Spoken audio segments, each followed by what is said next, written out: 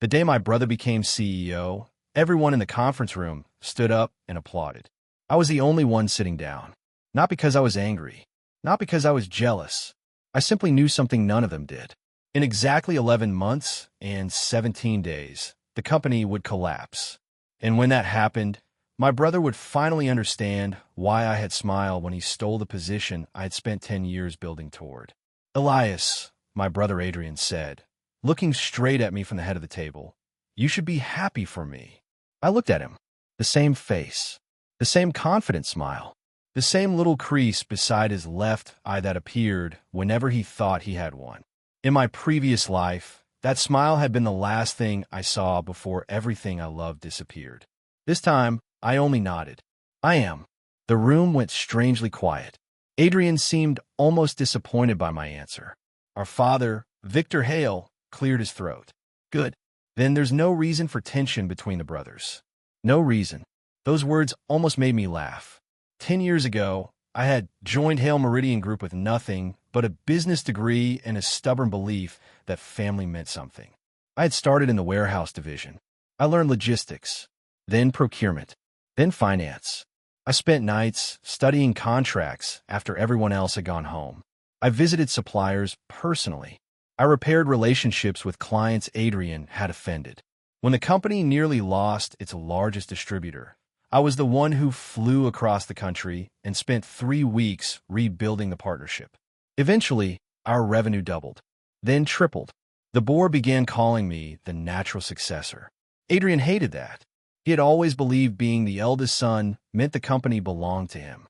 He had never understood that inheritance and leadership were two different things. In my first life, I tried to make him understand. That was my mistake. "Brother," Adrian said, pulling me from my thoughts, "I want you to remain as Chief Strategy Officer." I looked at him. "You're offering me a position? I'm giving you one." The board members shifted uncomfortably. I almost smiled. In my previous life, I had argued for 3 hours when Adrian removed me from the executive committee. I had demanded explanations. I had shown documents. I had reminded Father of every sacrifice I had made. I had begged him not to let Adrian destroy what we had built. And what did Father say? "Your brother needs a chance." That sentence had cost me 12 years of my life. This time, I simply picked up the folder in front of me. "Thank you." Adrian blinked. "That's it. What else should I say?" He laughed lightly. "I thought you'd be upset." I was. The smile disappeared from his face. But I'm not anymore. Nobody understood what I meant. That was fine. I didn't need them to. As the meeting ended, I walked past the glass windows overlooking the city. The skyline looked almost exactly as I remembered it. The silver tower across the street, the river cutting through downtown, the old clock on the courthouse. I had seen all of it before. I had seen it from this exact floor the night our company's stock dropped 70%. I had stood beside Adrian while he blamed everyone except himself. I had watched employees lose their homes. I had watched Father suffer a stroke after discovering that millions had vanished through fraudulent contracts. And worst of all, I had watched the woman I loved leave me because she believed I had helped Adrian hide the fraud. But that wasn't even the end. The final betrayal came when Adrian testified against me. He told the investigators that I had designed the financial scheme. He had forged my approval signatures. He had used my reputation as a shield. I spent 4 years fighting in court. By the time the truth came out, Father was dead. The company was gone. My marriage was over. And Adrian had disappeared overseas. Then, one rainy night, I died alone in a hospital bed. At least, that was what I remembered. Then I opened my eyes. 28 years old. 11 years before everything fell apart. At first, I thought it was a dream. Then I saw the date on my phone. And I understood. I had been given another life.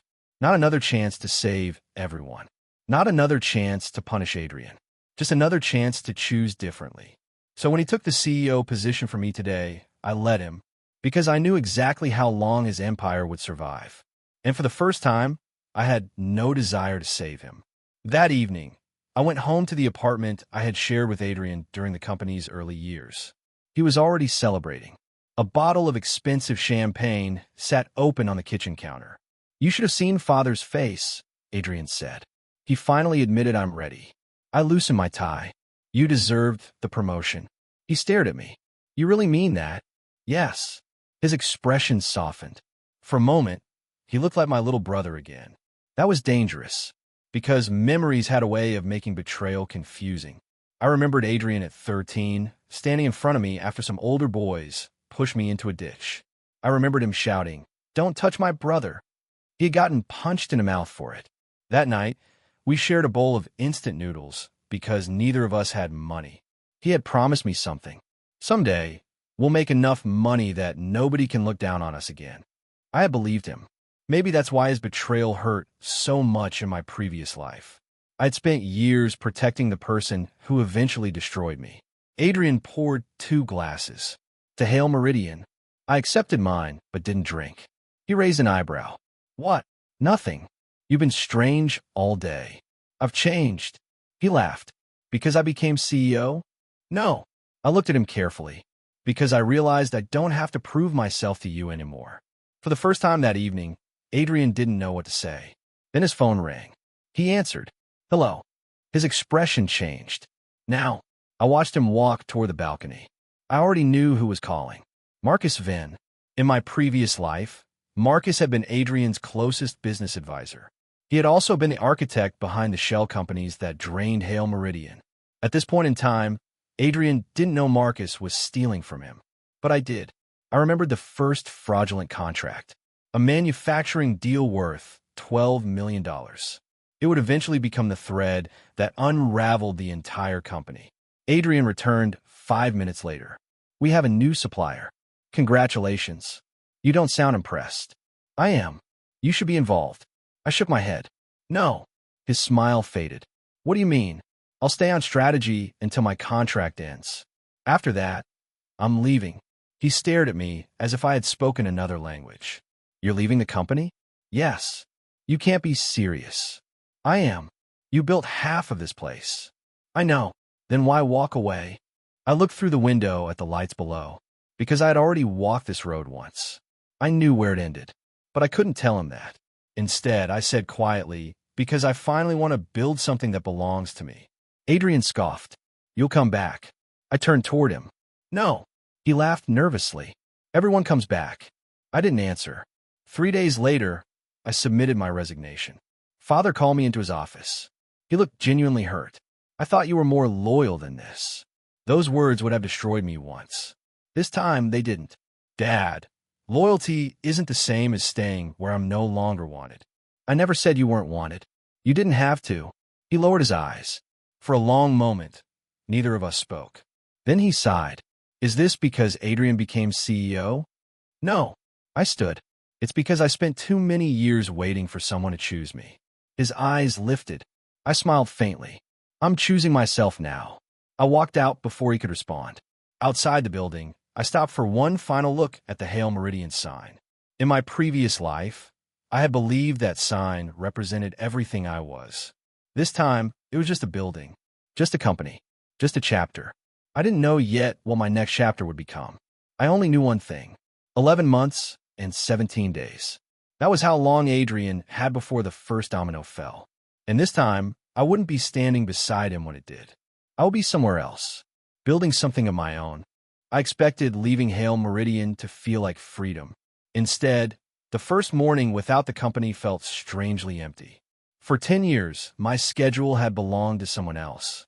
Meetings at 7, supplier calls at 8, financial reports before lunch, emergency calls after midnight. Now I stood in a small rented office above a bakery, staring at 2 desks, one secondhand computer, and a bank account that was far smaller than I wanted to admit. My new company had no employees, no investors, no reputation, no clients, only me, and an idea I had carried quietly for years. I called it North Star Logistics. In my previous life, I'd spent most of my energy repairing Hale Meridian's outdated supply network. I knew exactly where the industry was heading. Small manufacturers were drowning under inefficient inventory systems. Large companies could afford expensive consultants. Small companies couldn't. I wanted to build software that predicted supply shortages before they happened and automatically redirected orders toward cheaper, reliable alternatives. It wasn't glamorous. It wasn't something people would applaud at a board meeting. but I believed in it. So I began. The first month was brutal. I worked 12-hour days. The first developer I hired quit after 3 weeks. The second demanded twice my budget.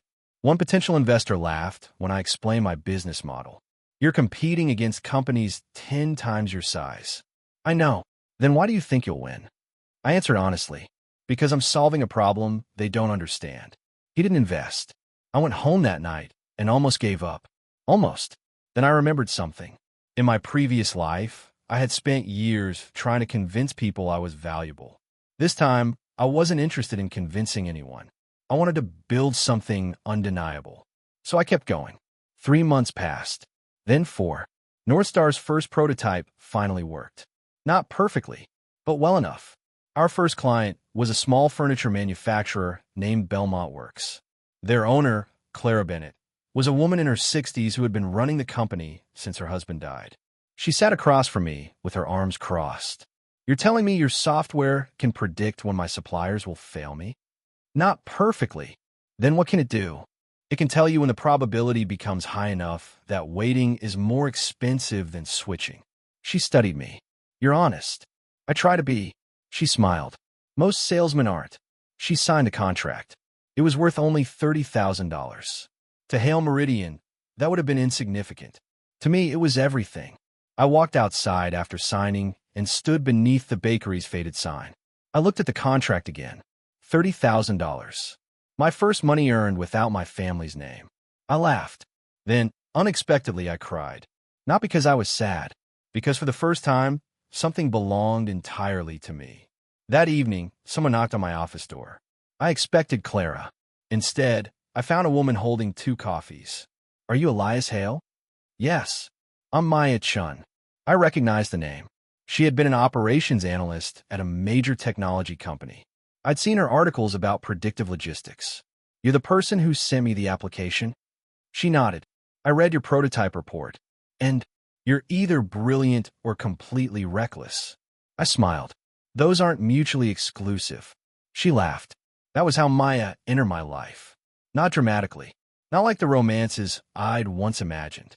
She simply sat across from me, opened her laptop, and started pointing out everything wrong with my software. For 3 hours. When she finished, I asked, "Do you always criticize strangers this much?" "Only when I think they're wasting a good idea." I stared at her. She smiled. "So, are you hiring?" I hired her the next morning. By the end of the year, North Star had 6 employees. We moved into a proper office. Our software improved. Clients began recommending us to other companies. For the first time, I started sleeping more than 5 hours a night. And then, one afternoon, Maya walked into my office holding her phone. "You should see this." I looked up. "What?" "Hale Meridian stock." My stomach tightened. I hadn't checked. I didn't want to, but I took the phone. The number was falling. Not dramatically. Not yet. But enough. Then Maya said quietly, "Something's wrong." I stared at the chart. A familiar coldness settled in my chest. The first domino had fallen. Exactly on schedule. Hale Meridian's decline didn't happen overnight. That was what made it dangerous. If the company had collapsed immediately, everyone would have recognized the problem. Instead, the numbers looked almost healthy. Revenue was rising. New contracts were being announced. Adrian appeared on magazine covers. He gave interviews about modernizing the family enterprise. His photographs showed him in expensive suits, standing beneath the Hale Meridian logo. People called him visionary. I knew better. The new supplier Marcus Van had introduced was the beginning. Its prices were unusually attractive. Adrian loved that. Lower costs meant higher margins, at least on paper. The problem was that the supplier wasn't actually producing most of the goods it promised. It subcontracted everything through layers of shell companies. That created delays, then penalties, then emergency purchases. One mistake created another. Within months, Hale Meridian was paying twice for the same materials. Adrian blamed the operations department, then procurement, then the finance team. Eventually, he blamed the employees. I watched from a distance. I didn't celebrate. There was nothing satisfying about seeing people lose their jobs. Some of those employees had once worked beside me. One of them called me late one night. It was Daniel, an accountant I'd mentored for years. "Elias," he said, "Did you know about the new supplier?" "Yes." "Then you know something is wrong." "I do. Why aren't you doing anything?" I was silent. "Because you used to care about this company. I still care about the people." "Then help us." I closed my eyes. This was the moment I'd feared. The temptation to return. To fix everything. To prove I had been right. But I remembered my previous life. I remembered standing in a boardroom, warning Adrian about the same transactions. He had thrown a file across the table. "You're trying to undermine me." "No, I'm trying to protect the company. You just can't accept that I'm CEO." Then Father had taken Adrian's side. I had stayed. I had fought. And eventually, when the fraud exploded, they had used my own persistence against me. This time, I said quietly, "Daniel, document everything." "That's all." "Everything. Emails, invoices, approval chains, vendor changes." "Why?" "Because one day someone will ask." He was silent. Then he understood. "You think Adrian is doing this intentionally?" "I don't know." That was the truth. I didn't know whether Adrian was already part of Marcus's scheme. In my previous life, the evidence had always pointed toward him. But this time, things could be different. Maybe Adrian would discover the truth. Maybe he would stop it. Maybe my memories were no longer a guarantee. I didn't want revenge badly enough to wish disaster on everyone. But I also wasn't going back. 2 weeks later, something unexpected happened. A major technology company contacted North Star. They wanted to acquire us. The offer was more money than I had ever personally seen. Maya read the proposal and looked at me. "You should accept." "No." She frowned. "Why?" "Because they don't want North Star." "What do they want?" "Our prediction engine. And they'll bury it inside a product nobody understands." She smiled. "Then what do you want?" I looked around our small office. Employees were laughing near the kitchen. Someone had left a half-eaten cake on the conference table. It was messy, imperfect, alive. "I want to see how far we can take it." Maya nodded. "Good answer." Over the next 6 months, North Star exploded. Our software began predicting shortages with startling accuracy. Manufacturers saved millions. A national distributor signed a 3-year contract. Then another. Investors who had once ignored me started calling. I didn't answer most of them. Meanwhile, Hail Meridian's problems grew. One morning, Maya entered my office without knocking. Her face was pale. "Elias." "What happened?" She placed a document on my desk. It was a public filing. Hail Meridian had taken on enormous short-term debt, far more than I remembered. I read the numbers twice. Then I noticed something else. A subsidiary had been created 3 months earlier. Its registered director was Marcus Venn. My blood went cold. In my previous life, that company had never appeared until much later. This meant something had changed. The timeline wasn't identical anymore. For the first time since I woke up in this second chance at life, I felt genuinely uncertain. Maya watched me carefully. "You know something?" I looked at her. "I know that company is dangerous." "Why?" "Because I've seen what happens when people mistake confidence for competence." She leaned against the desk. "Are you worried about your brother?" I thought about Adrian. His arrogance. His laughter. His belief that I would eventually return. Then I looked at the North Star logo on the wall. "No," I said. "I'm worried about everyone around him." That night, my phone rang. The number was one I hadn't seen in almost a year. My father's. I answered. His voice was unusually quiet. "Elias?" "Yes." There was a long pause. Then he said 4 words that made my heart stop. "Your brother needs you. Your brother needs you." For a few seconds, I said nothing. The words carried me back to the old boardroom, to the years when I had mistaken being needed for being loved. "What happened?" I asked. Father lowered his voice. "There are accounting irregularities." I leaned back in my chair. "How serious?" "I don't know. You always know." Another silence. Then he said, "Adrian has been moving money between subsidiaries. He says it's temporary. And you believe him?" "I want to." That answer told me everything. "Dad, hire an independent auditor." "We already have one." "Then why are you calling me?" His breathing became heavier. "Because the auditor found documents with your old authorization code." My fingers tightened around the phone. "My authorization code?" "Yes." "That's impossible." "I know." The room suddenly felt colder. In my previous life, forged approvals had been the weapon used to destroy me. But this time, The fraud was happening earlier. Someone was already using my identity. Send me copies, I said. I can't. Why? Adrian has locked down the files. I closed my eyes. That was the first moment I realized something was different. In my previous life, Adrian had trusted me enough to let me see the documents. This time, he was actively hiding them. Perhaps he remembered nothing from the life I had lost, but his decisions were changing. Dad, I said, listen carefully. Don't confront him alone. Why? Because if someone is forging my authorization, they may forge yours next. Father didn't answer. Then he whispered, come home. I looked at the framed photograph on my desk. It showed Northstar's first 6 employees standing outside our tiny office. My new family. My new life. I can't. Elias. I won't abandon you, Dad. But I won't go back to Hale Meridian. His voice cracked. Why do you hate your family so much? I swallowed. I don't hate you. Then why won't you help? Because helping isn't the same as sacrificing myself. He hung up. I sat alone for a long time. Maya eventually found me. You look like someone just died. Not yet. She pulled a chair closer. What happened? I told her everything. She listened without interrupting. When I finished, she asked, do you want to go back? No. Good. I looked at her. She smiled faintly. You don't need to rescue people who keep locking the door behind you. That sentence stayed with me. The next morning, I sent Father the contact information for an independent forensic accounting firm. Nothing more. I didn't return. 3 weeks later, the news broke. Hale Meridian's debt rating had been downgraded. Investors panicked. The stock dropped 23% in 2 days. Adrian appeared on television. He looked calm, confident. He blamed market volatility. Then he promised recovery. I watched the interview from my office. Maya stood beside me. He's lying. Probably. You're not angry? I shook my head. Anger doesn't make him smarter. She laughed softly. You really have changed. I turned toward her. Ow! You used to look like you were carrying everyone else's problems. I smiled. I got tired. No. She looked at me seriously.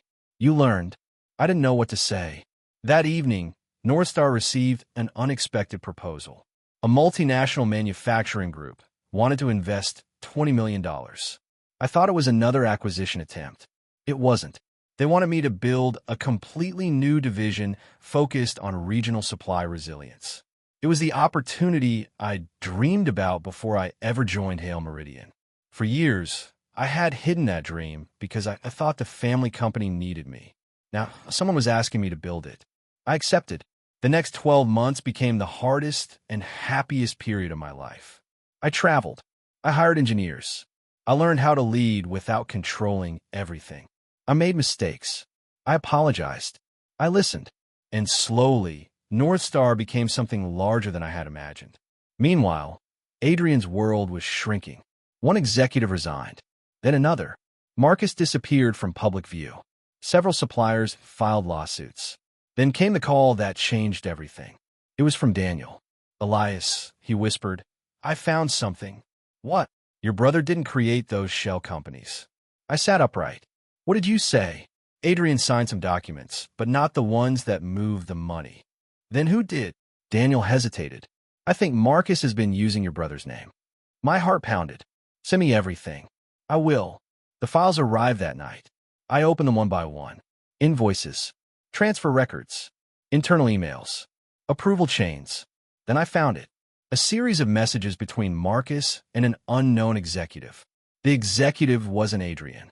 It was someone I knew, someone I had trusted in my previous life, someone I had never suspected. My father. I stared at the screen until the words blurred. For years, I had believed Adrian was the mastermind, but the email suggested something much more complicated. Father had approved several emergency loans. He had authorized transfers into subsidiaries controlled by Marcus. At first, it looked like fraud. Then I found the dates. Father had made those transfers months before Marcus began stealing. There was something else. A private note attached to one transaction.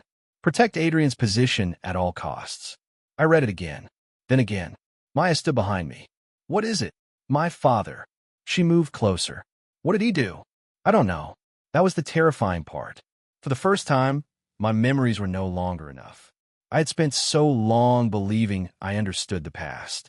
Now I realized I had only understood the version of events I had been allowed to see.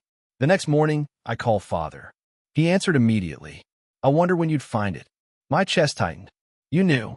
"Yes." "Why didn't you tell me?" "Because I was ashamed." "Did you steal from the company?" "No." "Did you help Marcus?" "No." "Then what were you doing?" He took a long breath. "Trying to save your brother." I closed my eyes. From what? From himself. Father explained everything. Adrian had discovered months earlier that Marcus was siphoning money through fake suppliers. Instead of exposing him, Adrian tried to cover the losses quietly. He borrowed against future contracts, then created subsidiaries to conceal the debt. Marcus realized what Adrian was doing and began exploiting him. Every time Adrian tried to fix one hole, Marcus created another. My brother wasn't innocent, but he wasn't the mastermind either. He was trapped inside a machine he had helped build. "Why didn't you tell me?" I asked. "Because I knew you would come back." My voice became cold. "And you thought that was acceptable?" "No." He sounded broken. "I thought if you returned, you could save him." I laughed bitterly. "So nothing has changed?" "What do you mean? You still think I'm responsible for him?" "No." "You do." Silence. Then Father said something unexpected.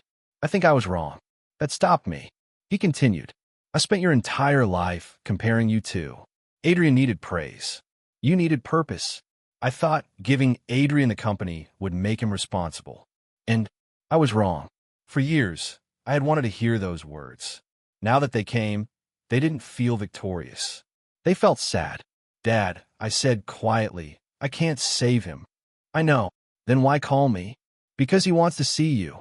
I refused, at least at first. But 2 days later, Adrian came to North Star himself. He didn't look like the man from the magazine covers. His suit was wrinkled. His eyes were exhausted. He stood outside my office door. "Can I come in?" I nodded. He sat down. For almost a minute, neither of us spoke. Then he said, "You knew." I didn't answer. "You knew the company would collapse. I knew you were making dangerous decisions. You knew." His voice cracked. "Ow!" I looked at him. "I've always understood the business better than you." He laughed once. It wasn't a happy sound. "That's what I hated." I said nothing. "I thought you were always waiting for me to fail." I wasn't. "You looked at me like I was a child. Because you kept acting like one." His eyes lowered. Then he whispered, "I was jealous of you." "I know. I thought Father loved you more." I almost smiled sadly. "Do you know what I thought?" He looked up. "I thought Father loved you more because he always gave you another chance." Adrian froze. For the first time, we were seeing the same wound from opposite sides. He rubbed his face. "I ruined everything." "You made choices." "That's worse." "Yes." He nodded. "I deserve that." Then he looked at me. "Come back." The words were quiet. Not arrogant. Not commanding. A plea. "Please." I shook my head. "You can still fix some of it." "Not without you." "Yes, without me." His eyes filled with tears. "You're really not coming back?" "No." He stood slowly. At the door, he stopped. "I used to think you'd always be there." "I used to think so, too." He left. I watched through the window as he crossed the street. Maya entered a few minutes later. "You okay?" I nodded. "I think so." She sat beside me. "You didn't save him." "No." "Do you regret it?" I looked at the city outside. "No." Because for the first time, I understood something I hadn't in my previous life. Sometimes loving someone means refusing to carry the consequences of their choices. And sometimes walking away isn't abandonment. It's the only boundary that can save both people. I thought that was the end. It wasn't. 3 days later, Daniel called again. His voice was shaking. "Elias, there's one more file." "What file?" "The original shareholder agreement." "What about it?" "Your father changed it years ago." I frowned. "Changed what?" Daniel swallowed. "The succession clause." I stopped breathing. Adrian was never supposed to inherit the company outright. My hand tightened around the phone. "What are you saying?" Daniel answered quietly. The majority voting rights were legally attached to a trust. "And who controls the trust?" There was a long pause. Then he said, "You do." For several seconds, I couldn't speak. "You're saying the controlling trust belongs to me?" "Not exactly," Daniel said. "Your father established it when you were 24. The voting shares were placed there for both brothers, but there's a condition." What condition? If either brother becomes unable to fulfill the leadership requirements, the trustee can transfer control to the other beneficiary. I stared at the documents on my screen, and Adrian has already violated those requirements several times. I leaned back. This was the twist I had never known about. In my previous life, I had believed Father simply chose Adrian. I had spent years resenting that decision. But the truth was different. Father had created a safety net. He had expected me to protect the company if Adrian failed. And Adrian had somehow discovered only the part of the agreement that made him feel powerful, not the part that could remove him. I could take control of Hale Meridian. Legally. Immediately. All I had to do was activate the trust. Maya watched my expression. What are you going to do? I closed the document. Nothing. She blinked. Nothing. I'm not taking the company. Why? Because I don't want it. She studied me. But you could save thousands of jobs. That hurt. She was right. People who had nothing to do with Adrian's mistakes were suffering. I couldn't simply ignore that. So I called Father. I know about the trust. Silence. You found it, he said. You should have told me. Yes. Why didn't you? Because I was afraid you'd come back for the wrong reason. What wrong reason? Because you wanted to prove I should have chosen you. I looked down. He knew me better than I thought. Maybe I did once. And now I don't need you to choose me. He exhaled. I'm proud of you. Those words should have made me happy. Instead, they made my eyes burn. I hadn't heard them enough when I was young. Maybe that was why they still had power. Dad, I said, I'll help stabilize the company. His voice brightened. Thank you. But I won't become CEO. Silence. Then what will you do? I'll appoint an independent restructuring team. And Adrian, he stays long enough to cooperate with the investigation. Father understood. You're not taking his place. No. You're giving it away. Yes. Why? I looked through the glass wall in my office. North Star employees were working around me. Nobody here cared whose son I was. They cared whether I kept my promises. Because I finally built a place where my value isn't determined by my father's company. That afternoon, I met Adrian. He looked exhausted. I placed the trust documents on the table. He stared at them. You could take control. Yes. Then why aren't you? Because I don't want to spend the rest of my life cleaning up your mistakes. He swallowed. Fair. I'll help protect the employees. What about me? I looked at him. You'll have to face what you did. He nodded. I figured. Then he said something I didn't expect. Thank you. I frowned. For what? For not destroying me. I shook my head. I don't need to destroy you. He looked confused. Why? Because your choices are already catching up with you. The investigation began. Marcus Vin disappeared for 6 days. Then his lawyers appeared. Then the Financial Crimes Unit arrived at Hale Meridian. Employees were interviewed. Bank accounts were frozen. Several shell companies were exposed. And slowly, the truth became clear. Adrian had committed serious financial violations. But Marcus had orchestrated the largest portion of the fraud. Father had concealed evidence while trying to protect his son. And I had unknowingly become the person whose identity Marcus tried to exploit. Nobody was innocent, but not everyone was guilty of the same things. The company survived. Barely. The independent restructuring team sold several divisions and negotiated with creditors. Thousands of employees kept their jobs. Adrian resigned. Father stepped away from the board. And Hale Meridian became smaller. Much smaller. But it survived. Exactly 11 months and 17 days after Adrian became CEO, I stood outside the headquarters again. The same building. The same glass doors. The same logo. But this time I felt nothing. No anger. No longing. No desire to prove anything. Maya stood beside me. You're sure? Yes. You don't want to go inside? I smiled. I've spent enough time in there. She looked at me. Then where are we going? I held out my hand. North Star. She took it. We walked away. Halfway down the street, she said, You know, for someone who claims not to be sentimental, you kept the old company key. I touched my pocket. She laughed. I pulled it out. The key was scratched and faded. It had been given to me on my first day at Hale Meridian. I looked at it for a moment. Then I dropped it into a nearby trash bin. Maya raised an eyebrow. That dramatic? No. I smiled. Just finished carrying it. The following year changed everything. North Star became the company people once assumed Hail Meridian would become. Not because I wanted revenge, because I finally had room to become the person I had always been trying to be. We expanded into 3 countries. Our technology was adopted by hospitals, food distributors, manufacturers, and agricultural suppliers. I became known as an entrepreneur.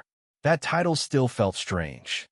For years, I had thought of myself as someone's son, then someone's brother, then someone's employee. Now I was simply Elias. And somehow that was enough. Maya became our chief operating officer. We worked well together. We disagreed often, sometimes loudly, but neither of us was afraid of the other. One evening, after a 12-hour day, we sat on the rooftop of our office. Maya handed me a cup of tea. You know what's strange? What? I thought success would make you happier. It did. But I smiled. I realized happiness wasn't what I was missing. What were you missing? Permission. She looked at me. Permission to do what? To stop waiting for people who didn't choose me. She was quiet. Then she said, "You don't need permission anymore." I know. She leaned her shoulder against mine. For a while, we watched the city. Then my phone rang. It was Father. I answered. His voice sounded older. Elias. Dad, can you come over tomorrow? Is something wrong? No. He hesitated. I just want to see you. I agreed. The next afternoon, I went to his house. It was smaller than I remembered. He had sold a mansion after stepping down from Hail Meridian. When I entered, he was sitting beside the window with a photograph in his hands. It was an old picture of Adrian and me. We were teenagers. Adrian had his arm around my neck. I was pretending to be annoyed. Father smiled. You two were inseparable. We were. I ruined that. I sat beside him. You made mistakes. I favored him. Yes. He nodded. I thought you were strong enough not to need me. I looked down. That hurt more than you know. I know now. We sat quietly. Then he asked, "Do you hate your brother?" I thought carefully. No. Do you forgive him? I do. Father looked relieved. Then why won't you reconcile? I smiled sadly. Forgiveness isn't a contract. He didn't respond. I can't forgive him, I continued, without giving him the same place in my life. Father nodded slowly. That is something I never understood. Neither had I. Not until I lost everything once. Adrian eventually rebuilt his life. He wasn't allowed to return to Hail Meridian's leadership. He spent several years repaying creditors and cooperating with investigators. He also began working with a nonprofit that helped employees affected by corporate failures. It wasn't redemption through one dramatic gesture. It was slow, uncomfortable, private, the kind that nobody applauded. And I respected that.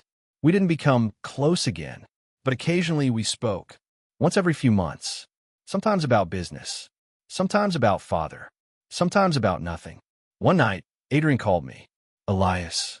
Yes. I met someone. I laughed. Is that why you're calling me? No. He sounded embarrassed. She doesn't know about Hail Meridian. Good. She thinks I'm just Adrian. Then don't disappoint her. He was silent. Then he said, I think I'm finally understanding what you meant. When you said you wanted to build something that belonged to you. I smiled. Did you? I think so. That was enough. A few weeks later, I received an invitation. Adrian was getting married. I almost didn't go. Then I remembered something. Years ago, he had protected me from those boys who pushed me into a ditch. He had been 13. He hadn't known anything about business. He hadn't known about pride. He had simply seen his brother being hurt and stepped forward. That boy was still somewhere inside the man who betrayed me. So I went. After the ceremony, Adrian approached me. For a moment, we simply looked at each other. Then he said, Thank you for coming. I wouldn't miss it. He smiled. I used to think winning meant standing above everyone else. And now, he looked at his wife. Now I think winning means having someone beside you who doesn't have to. I nodded. That sounds healthier. He laughed. It took me long enough. We didn't hug. Not every relationship needs to return to what it was. Sometimes maturity means accepting that the old version is gone. And that's okay. Later that night, I stood outside the venue with Maya. She slipped her hand into mine. You look peaceful. I am. She smiled. Finally, I looked at the lights behind us. Finally, then my phone buzzed. A message from North Star's engineering team. They had finished the prototype for our biggest project yet. A global predictive infrastructure platform. The dream I had carried for years was finally real. I looked at Maya. Ready? For what? I smiled. The next chapter. She squeezed my hand. Always. And for the first time, I didn't look backward. I didn't wonder what would have happened if I had stayed. I didn't wonder whether Adrian deserved more. I didn't wonder whether Father should have chosen me. I simply walked forward. Because sometimes the most powerful thing you can do after being betrayed isn't to make the person regret losing you. It's to become so fulfilled that their regret no longer matters. 3 years after I left Hail Meridian, North Star received the largest contract in its history. The announcement should have been the happiest day of my professional life. Instead, I was staring at a document that made my hands go cold. Maya stood across from my desk. You've read that page 4 times. I know. What does it say? I turned the document toward her. It says our biggest client wants exclusive rights to the prediction engine. She frowned. That wasn't in the original agreement. No. Then reject it. I will. She studied me. You're worried about something else. I nodded. The contract had been drafted by a law firm I recognized. The same firm that had represented Marcus Venn. The name was different. The partners had changed. But one senior consultant remained. Nathan Cole. In my previous life, Nathan had testified against me. He had claimed I approved the fraudulent transfers. I had always believed he was part of Marcus's scheme. Now he was approaching North Star. That couldn't be coincidence. I called our legal team. Find every connection between Nathan Cole and our new client. 2 hours later, they came back with an answer. The client had recently acquired 3 companies. All 3 had previously done business with Hail Meridian. My stomach tightened. Someone was trying to get inside North Star. Maya looked at me. Do you think it's Adrian? No. Marcus. Maybe. But Marcus had been sentenced months earlier. He couldn't be running anything for prison. Then who? The answer arrived the next morning. A courier delivered an envelope. No return address. Inside was a single photograph. My father, standing beside a man I hadn't seen in years. Nathan Cole. On the back, someone had written, "You still don't know why your father chose Adrian." I stared at the photograph. Maya walked in. What happened? I handed it to her. She studied it. Who is that? Nathan Cole. Your father's lawyer? Formerly. She looked at the handwriting. Who sent this? I don't know. For the first time in years, the past felt alive again. Not because I wanted it, because someone had brought it back to my door. I called Father. He answered after the 3rd ring. Elias. Who is Nathan Cole? Silence. My heart sank. You know exactly who he is. Yes. Then tell me. I can't. Why? Because it's not my secret. I stood. Dad, someone is targeting North Star. His breathing changed. Who? I don't know.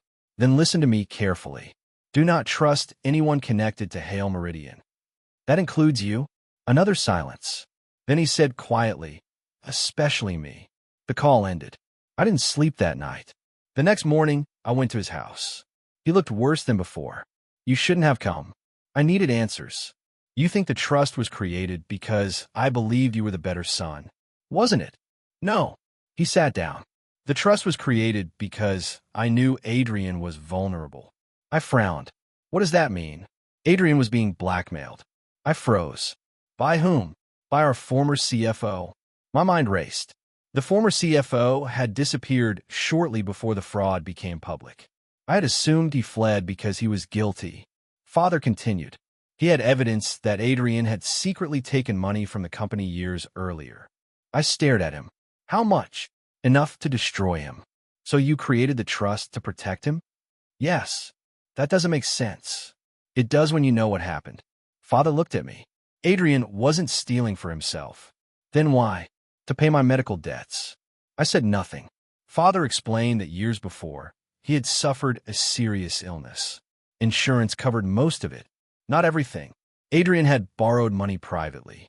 He had hidden it because he was terrified Father would discover how much the treatment cost. Marcus later discovered the debt. He used it to control Adrian. Suddenly, pieces of the past rearranged themselves. Adrian's secrecy, the shell companies, the strange transfers, his obsession with becoming CEO. He hadn't started as a criminal mastermind. He had started as a frightened son making one terrible decision, then another, until the choices became a cage. Why didn't you tell me? I whispered. Father looked down. Because I was ashamed of both of us. I felt anger rise. You let me hate him? Yes. You let him hate me? Yes. You let our family fall apart. His eyes filled with tears. Yes. I turned away. For years, I had imagined discovering one secret that would explain everything. Now that I had it, I realized something painful. Understanding someone didn't erase what they had done. It only made the story more complicated. I forgive you, I said. Father looked up. But I can't become the son you need again. I know. I walked toward the door. Elias. I stopped. I never wanted Adrian to replace you. I didn't turn around. Then you should have told me. When I returned to North Star, Maya was waiting. What did you learn? I sat down. Everything. Then I told her. She listened quietly. When I finished, she asked, Do you feel better? No. Worse. I thought about it. Different.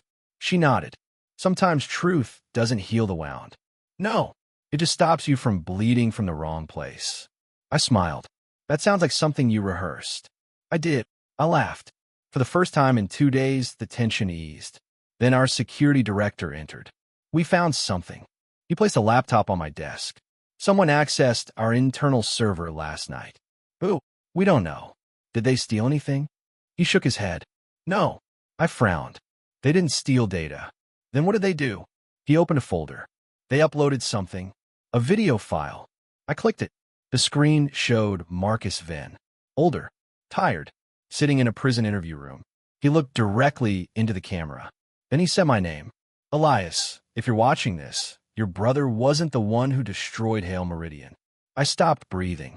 Marcus leaned toward the camera. And neither was I.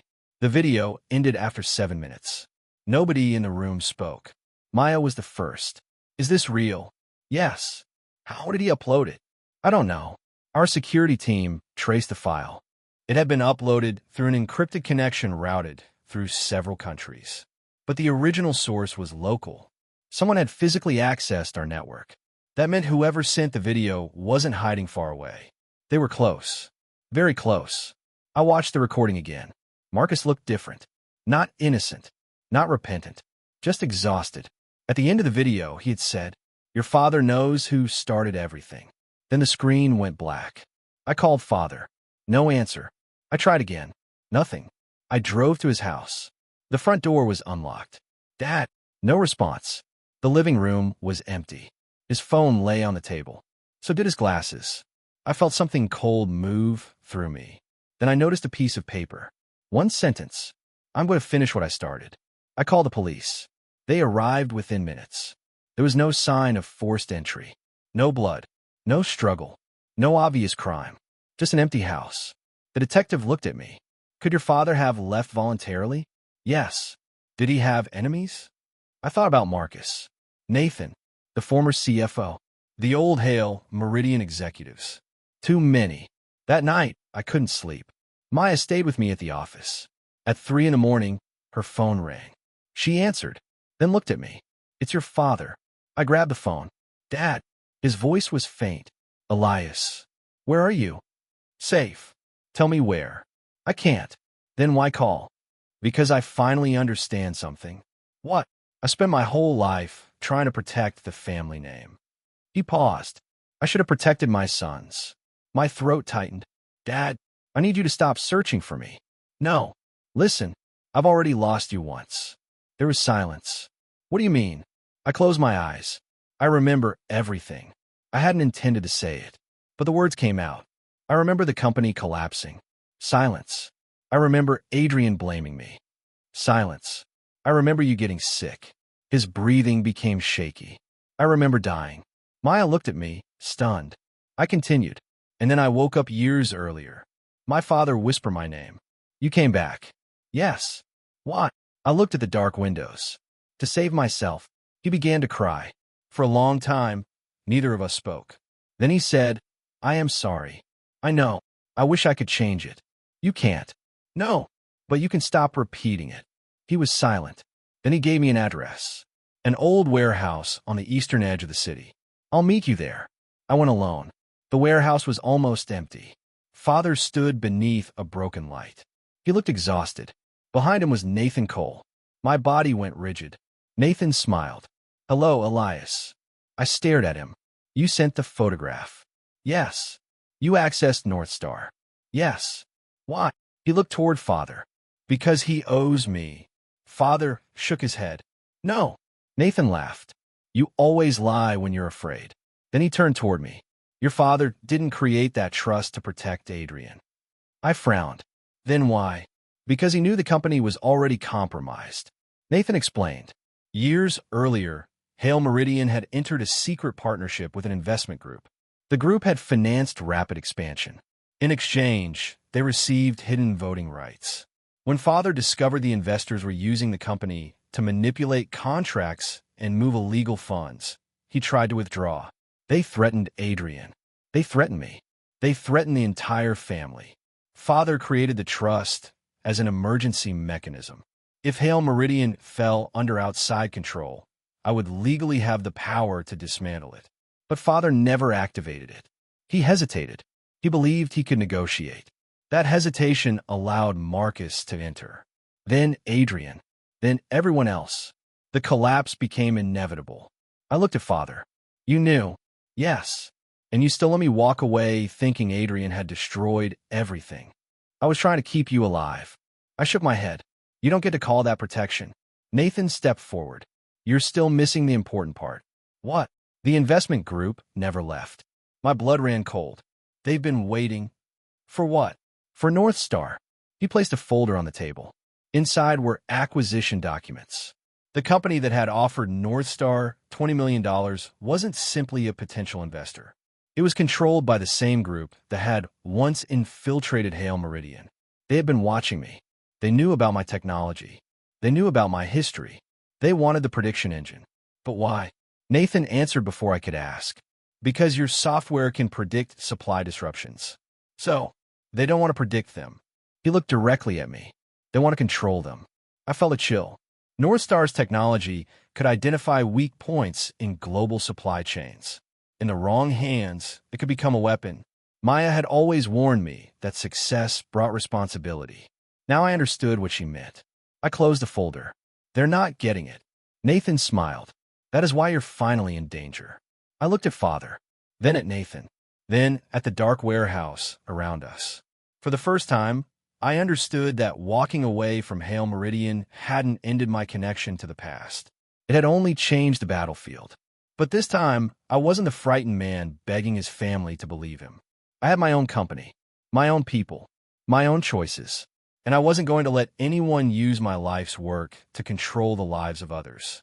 I looked at Nathan, then let them come. He frowned. I smiled. Because this time, I won't be fighting for my family. I turned toward the door. I'll be protecting what I built. The first thing I did when I returned to North Star was shut down the acquisition talks. The second was to call every member of my executive team into the conference room. No secrets. No half-truths. I told them exactly what I knew. The investment group. The hidden ownership. The attempted network breach. The danger surrounding our technology. When I finished, nobody spoke. Then Maya asked the question everyone else was thinking. Are we shutting down? I shook my head. No. Then what? We make North Star impossible to control. Over the next 6 weeks, we rebuilt the company from the inside. Our prediction engine was divided into separate systems. No single employee could access the entire architecture. We created independent oversight. We rejected several lucrative contracts. We turned down investors who demanded excessive control. Our growth slowed. For the first time in 3 years, our profits fell. Some shareholders panicked. One director told me I was destroying the company.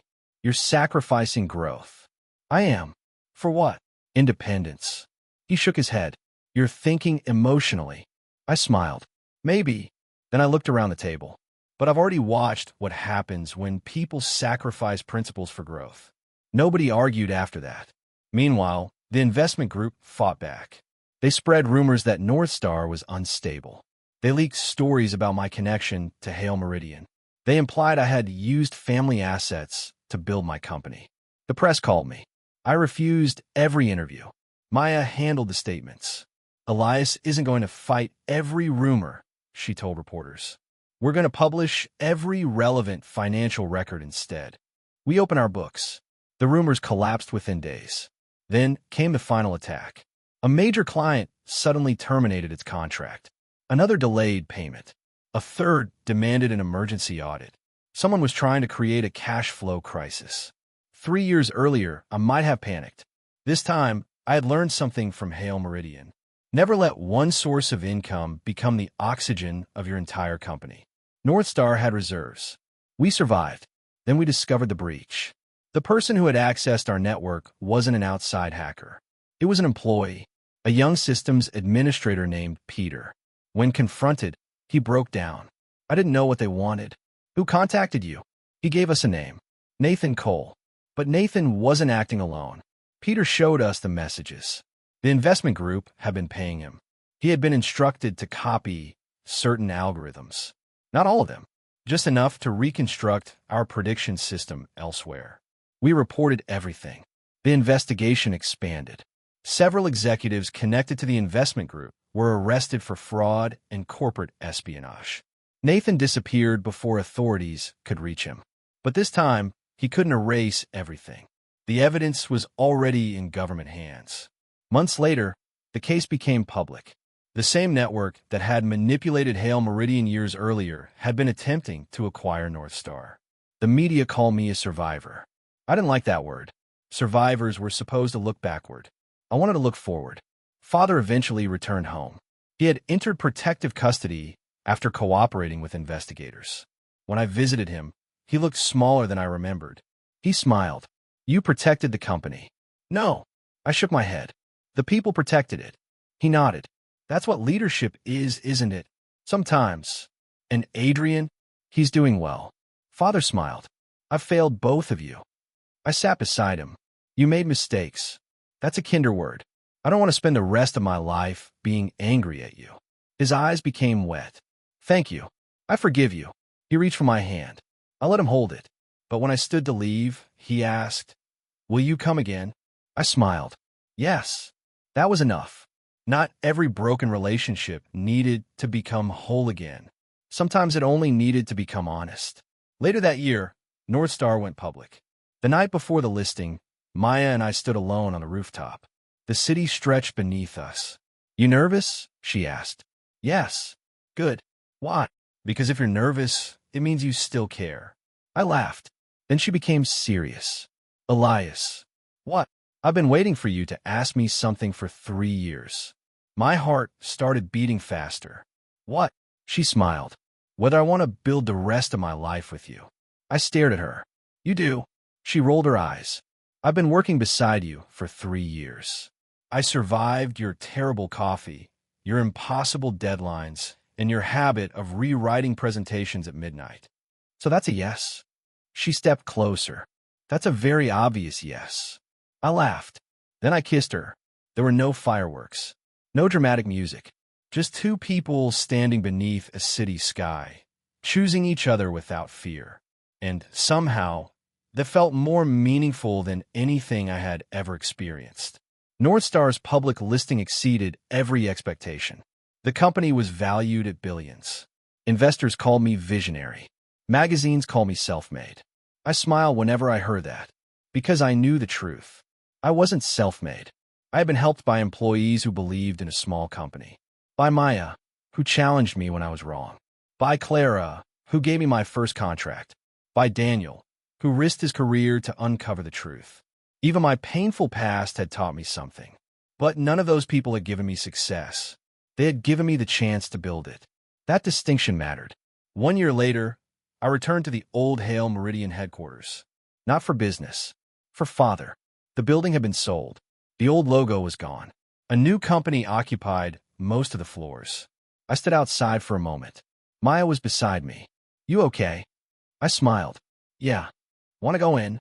No. She nodded. We kept walking. Across the street was a small park. We sat on a bench. My phone buzzed. It was Adrian. You near the old building? Yes. I'm there too. A few minutes later, he appeared. He looked different. older, calmer. He was no longer trying to look powerful. He sat beside us. How's North Star? Good, good. He smiled. Father told me about the investigation. So, I owe you an apology. You've apologized before.